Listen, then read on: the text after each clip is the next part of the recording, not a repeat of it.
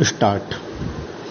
इस नीति में बुनियादी साक्षरता और संख्यात्मक ज्ञान की प्राप्ति को सही तरीके से सीखने के लिए मानव संसाधन विकास मंत्रालय द्वारा बुनियादी साक्षरता और संख्यात्मक ज्ञान पर एक राष्ट्रीय मिशन की स्थापना किए जाने पर विशेष बल दिया गया है। राज्य सरकारों द्वारा वर्ष 2025 तक प्राथमिक विद्यालयों में कक्षा 3 तक के सभी बच्चों में बुनियादी साक्षरता और सकारात्मक ज्ञान प्राप्त करने हेतु इस मिशन के क्रियान्वयन की योजना तैयार की जाएगी।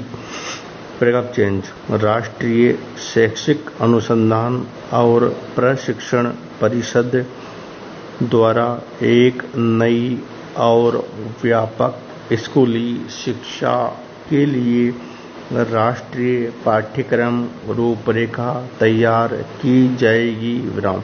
इसके अतिरिक्त वर्ष 2030 तक शिक्षण कार्य करने के लिए कम से कम योग्यता 4 वर्षीय इंटीग्रेटेड B.Ed डिग्री हो जाएगी।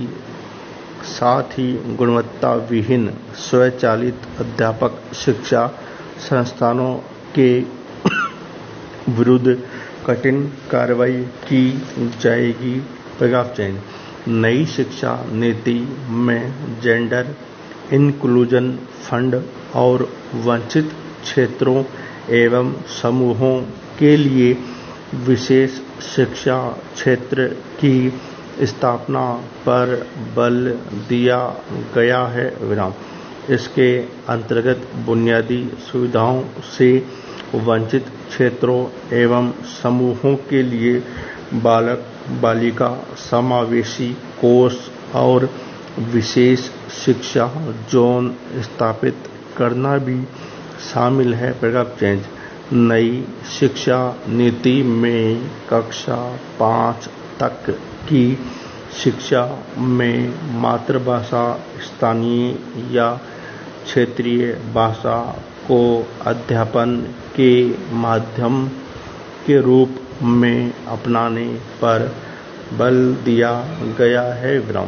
साथ ही इस नीति में मातृभाषा को कक्षा 8 और आगे की शिक्षा के लिए प्राथमिकता देने का सुझाव दिया गया है।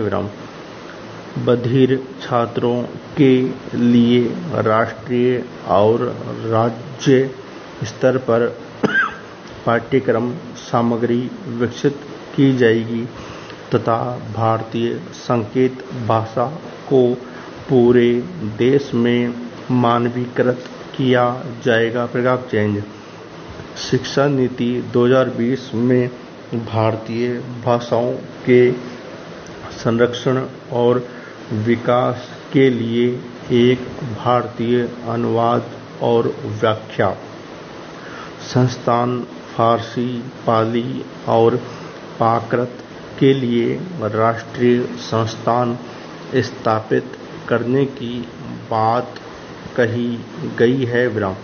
इस नीति में पाठ्यक्रम के भार को कम करते हुए छात्रों में 21वीं सदी के कौशल विकास, अनुभव आधारित शिक्षण और तार्किक चिंतन को प्रोत्साहित करने पर विशेष ध्यान दिया जाएगा। इस नीति में प्रस्तावित सुधारों के अनुसार कला और विज्ञान, व्यावसायिक तथा शैक्षणिक विषयों एवं पाठ्यक्रम व पाठ्येतर गतिविधियों में बहुत अधिक अंतर नहीं होगा।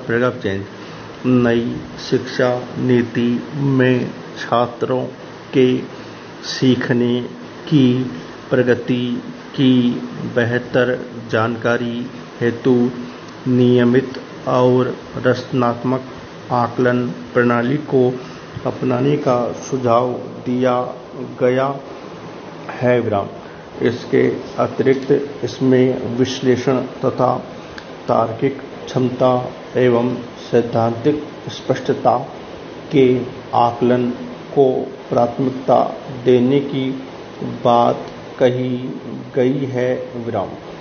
छात्र कक्षा 3, 5, 8 के स्तर पर स्कूली परीक्षाओं में भाग लेंगे, जिन्हें उपयुक्त प्राधिकरण द्वारा संचालित किया जाएगा।